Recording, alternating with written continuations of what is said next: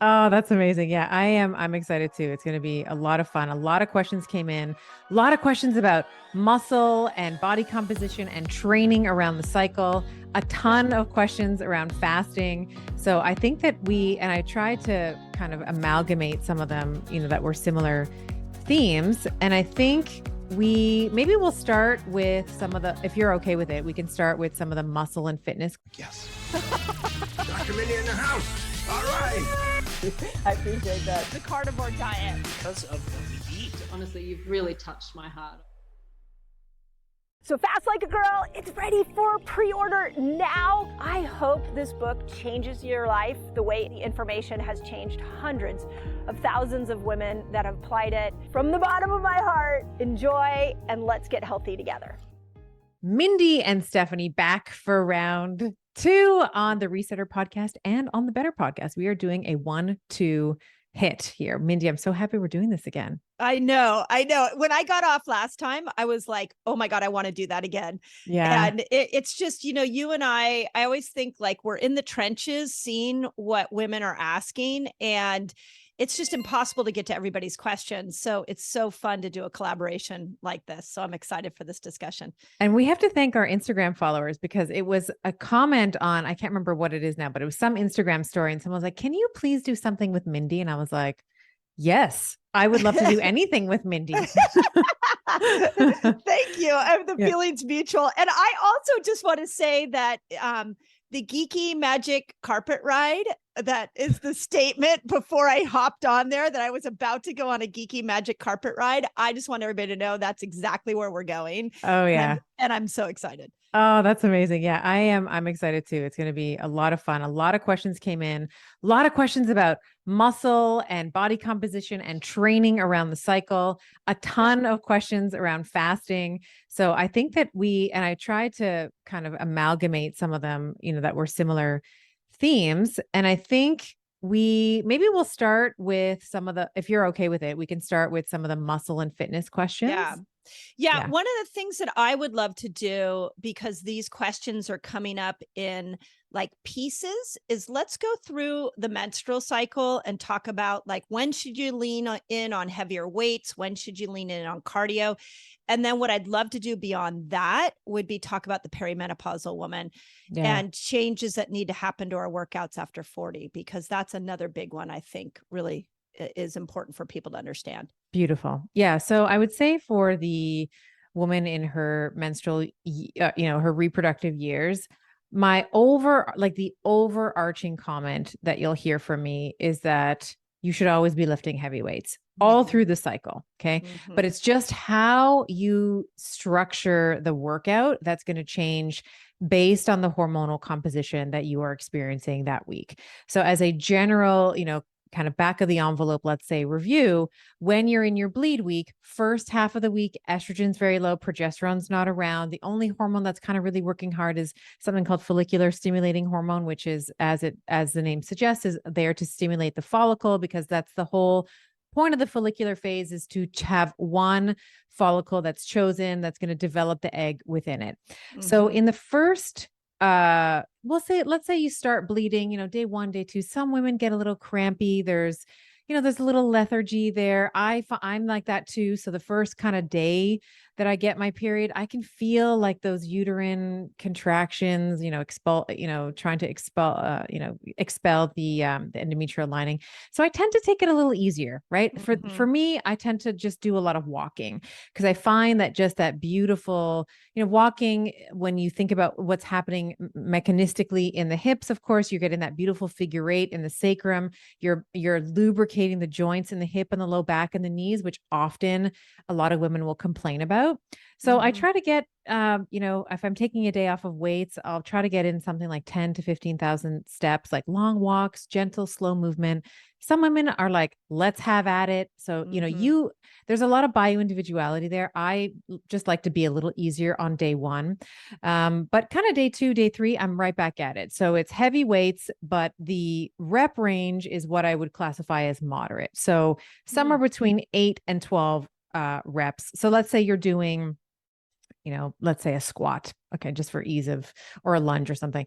You're going to do maybe 8 repetitions, 3 to 4 sets of that exercise before moving on. And maybe you're combining into supersets or giant sets or whatever, but typically 8 repetitions per group, 8 to 12 repetitions per exercise is where I find is, you have the least likelihood of injury. It's kind of what you're able to do and punch out really easily that week.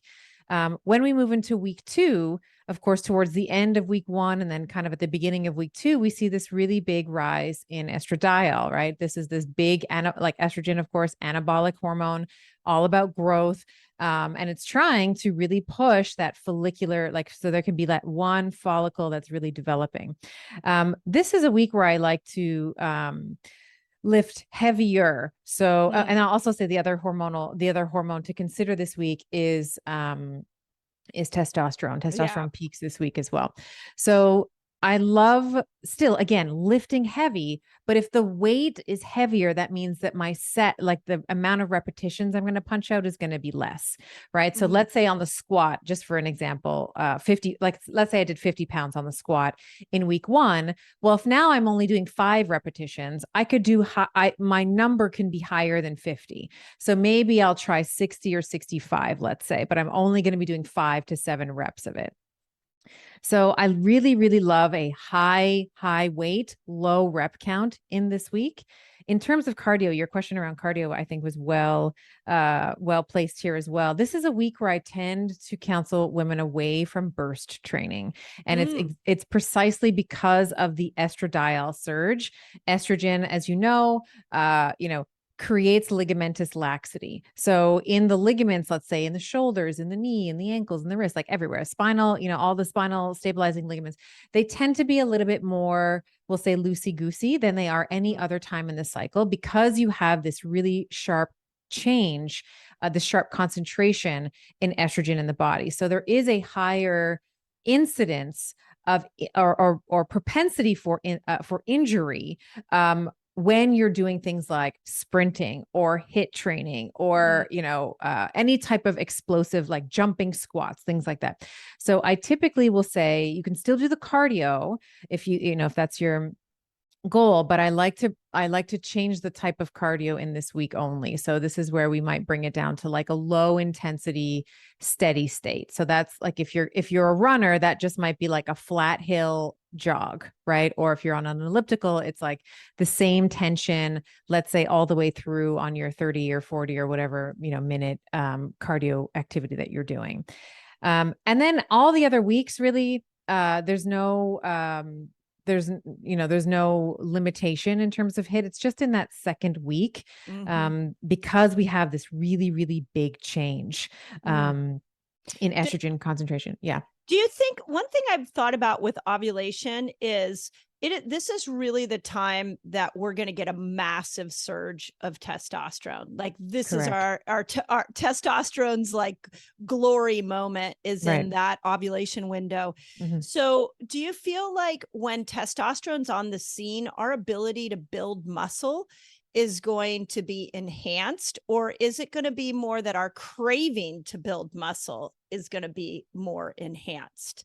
That's a really good question. I think with the testosterone and estrogen peaking, what we know is that those are very stimulatory to the motor cortex in the brain. So in some ways, we're like firing on all cylinders, right? So the motor cortex is more activated. So of course, the motor cortex in the brain, for those of you that are maybe unaware, this is the area in the brain that controls movement. So you are going to be very well primed to be lifting heavy in this week because of the brain activation, let's say under the influence of testosterone and estrogen. And to your question around, can you build more muscle because testosterone is surging? I think that there is some truth to that. So, one of the things that we want to do is we want to, in many other areas in our lives, we want to get out of vicious circles. But this is a circle that we kind of want to get into, where it's like the heavier that you lift, the more testosterone is going to be produced as an indirect consequence of having to maintain that muscle.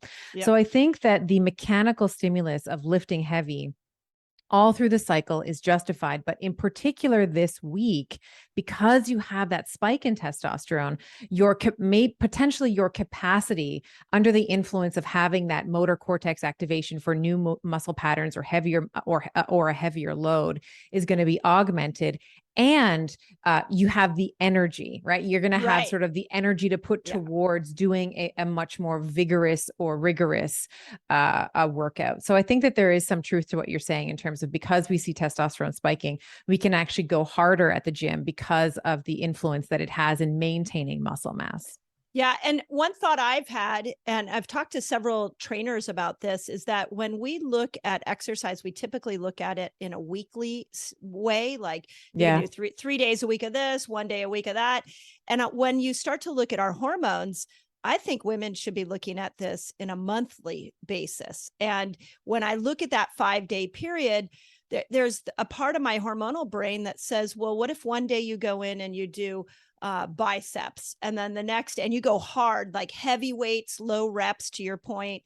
The next day you do a bunch of squats. So you're going to really work on glutes and your quads. Next day, you're going to go in on pecs. So you could take that 5 days and really chunk it down into specific body groups and really target them with heavy weights. It's just a thought I've had. This is where I wish I had a regular cycle again. I'm like, I want my cycle I would love back. to experiment with that. Yes. Yes. I love, So as a cycling woman, I mean, what do you think of that? I think that we want to be trying to your point, I think that we want to be trying to hit different muscle groups several times a week. So I do like, after there's been, after we've established like a foundational, let's call it foundation of strength in an individual, in a woman. So, I know there's a question in our, that came in. It's like, I'm 55 and I want to start lifting weights. Well, the first thing is, we're not going to give you kettlebells and barbells. No, we're going to, you're going to go to the machines and you're going to learn the pattern of movement. So once we have a foundational kind of neuromusculoskeletal basis of strength, you have that connection from the brain to the body and the body to the brain. Then we can start playing around with what you're talking about, which is like hitting muscle groups several times a week. And it looks like the research shows that as long as you get to close to muscle fatigue, so it actually doesn't, when I was in school, it was like, you have to lift heavy and that's the only way that you're going to build muscle. And that's not necessarily true. So that's why I love the manipulation of these sets over the course of the cycle, because as long as you get close to muscle fatigue or muscle failure, whether that is 15 reps at a lighter rate or 5 reps at a heavier weight, you are going to be able to contribute to muscle hypertrophy. And this is, I'm going to say his name wrong, but it's Brad Schoenfield, is the researcher that has really kind of brought this about, as well as this idea of getting to 10 sets per muscle group per week as a means for hypertrophy. So if you let's say in that 5 days, let's say you trained 4, times, it's like 2 upper body, 2 lower body. Well, you'd want to make sure that you've had at least 10 sets of, over the course of those 2 training days, 10 sets of squats, right? So you want to, or, let's say it's glutes that you're trying to build. So it might be a squats, lunges, hip thrusters, Bulgarian split squats, whatever. So you want to make sure that you're hitting that muscle group at least 10 times in about a week period. So, to your point, around 5 days, in order to kind of hit that point of building the muscle up and having hypertrophy there.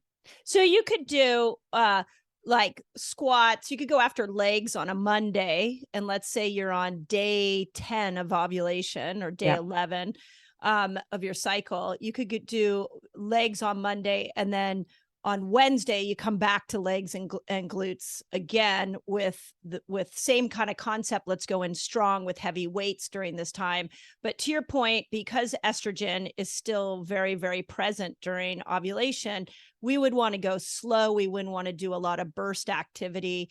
Maybe not kettlebells, always scare my my brain a little bit, just because they can be so much swinging movement that can hurt discs and tendons. But I understand that they can also be great muscle builders. So you would want to do those movements slower because of estrogen being in there, but heavier because maybe you have testosterone, and then alternate every other day that same muscle group. Would you think that would be a really good way to go after ovulation? Yeah, I do. And the other thing that I wanted to mention around estrogen's impact is on the tendon. It makes it stiffer. So so it makes the ligaments a bit more lax, but the tendons get stiffer. So you're actually very well suited to lift heavy. To your point around the kettlebells and like the swinging, I think that there's a lot of, particularly when it comes to hamstring work, like deadlifts, and let's say even kettlebell swings. There's a lot of, there's some glutes and stuff in there as well, but the hamstrings are big primary movers there. I find that a lot of, I would say people in general, but women, because we talk to women and our clients are women, and my observation has been about women, don't activate their hamstrings well. So even on like deadlifts, let's say, like whether it's a trap bar deadlift, sumo dead, like it doesn't matter the type of deadlift. What I find is that there's a lot of, we'll call it, I don't know if this is the right term, but like escape through the back. Like you'll see people initiating the movement through the lumbar spine, right? Yes. And I don't know if you've ever seen this in clinic. We used to always test people. I'm like, show me your squat. And it's like, like people will get their chest on their knees, but their hips haven't moved. And it's like, this is not a squat. This is just like a flexion of the, like 100% flexion of the hips.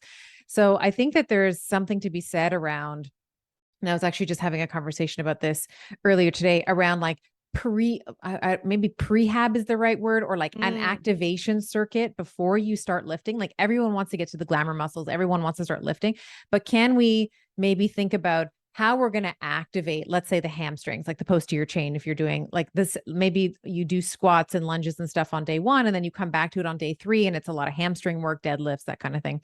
But really thinking about creating that neural connection, because you're right. Sometimes in the gym, you watch people and you're like, oh no, that disc is going to blow if you keep doing that. And keep adding weights to those plates. Like the amount of, when we look at neurologically, if let's say I were to if someone's had a concussion, let's say, and we shine a light in the eye, and like the eye, what's supposed to happen is you're supposed to have a contraction of the pupil, and it's supposed to stay contracted. But if someone who's had a concussion, what we see is something called sympathetic escape, right? So we see the parasympathetic contraction of the pupil, and then because the sympathetics are so activated, the pupil just blows out again. So I don't know if this is the right term, but I'm using escape kind of in an analogous way, where sometimes I'll see someone initiating a deadlift from their low back, when it's like your butt isn't low enough and you're not thinking about your hamstrings. You're just thinking, okay, I got 8 to do. Let me just go 1, 2, 3, 4, 5, 6, 7, 8.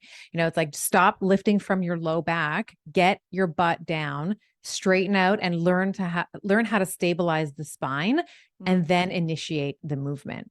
And that if we tie that into what I heard in that is improper movement with you as you're doing your kettlebells or you're doing your workouts, do you feel like in the cycle that lack of attention to detail around how you're actually doing that exercise, you're going to be more prone to injury at ovulation because of estrogen causing those tight tendons? Do you feel like Yeah, I think that if there's a time in the cycle where you're maybe more prone to injury, it's probably going to be in the luteal phase of the cycle, because the motor cortex is not as excitable. So this would be, and that doesn't mean, ladies, that you shouldn't train in the second half of your cycle. Do not take that as the conclusion of the statement. But if you are doing a new program, let's say, the luteal phase is not the ideal time to start it, because your motor cortex is not as activated. That doesn't mean that you can't do movement patterns that you've already primed the neuromusculoskeletal system to do. But starting a new program in the luteal phase is less than optimal. Yeah. And you don't want to bring cortisol in the luteal phase either. You don't want a lot of that. So otherwise you're going to tank progesterone, which we see as a athletic woman. I was in my 20s, I was a competitive tennis player, and the amount of stress and strain that I went through training, and many of the women on the tennis team, we all lost our cycle. Yeah. Very Because common. It's yeah, very because common. we are Yeah. just being pushed to that limit. Yeah. So then do you feel like, and this is another thought I've had, is there a better part of the cycle to do more endurance? Like, what do you do with the woman who wants to run a half marathon? Are there parts of the cycle where we can actually do better with longer runs? I think that all through the cycle is great for a steady state. So if she's an endurance runner, I think there's no time that she can stay away from it. I will caution that I find that, especially the endurance runners, they tend to, my marathon runners, they tend to, will say only train in that realm, like in that vertical, which is like steady state cardio. And then they will forsake other things like the lifting, like the weight training. And as we'll get to, I think in perimenopause, this is an incredibly important consideration where we need to be lifting weights. So for an endurance woman, someone who loves to run, my cardio bunnies that are listening, I'm not taking it away. I'm just saying that the hit, just lay off the hit in week 2, because of the, we'll say, tendency. It's not all the time, but there's a tendency for the ligaments to be a little bit more loosey-goosey. So we do tend to see in the literature that we see more, catastrophic blowouts of ligamentous injuries. Like I talked about this in my book, in the Betty Body, but in the ACL, ligaments in the knee, which is a very important stabilizing set of ligaments in the knee, tend to be blown out in female athletes in that week 2, because they don't, if they're athletes, they're just training all the time and there's no consideration really for the cycle. So I do like to stay away from explosive types of movement, like cardio types of movement, like the sprinting and the whatever, the pellet, the Orange Theory and all that kind of stuff, in week 2 of the cycle. Which I just want to point out, like, this is mind blowing when you stop and you think about it, because I joined Orange Theory years ago.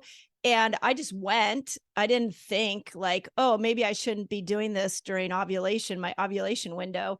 Like, this is why I love conversations like this, because women get injured, and I want to go into the perimenopausal woman especially gets injured, and we don't realize that there's a hormonal connection to that.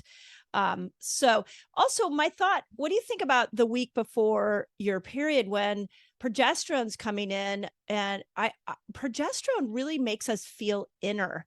And we don't have that same drive to go after the marathon, to up our weights.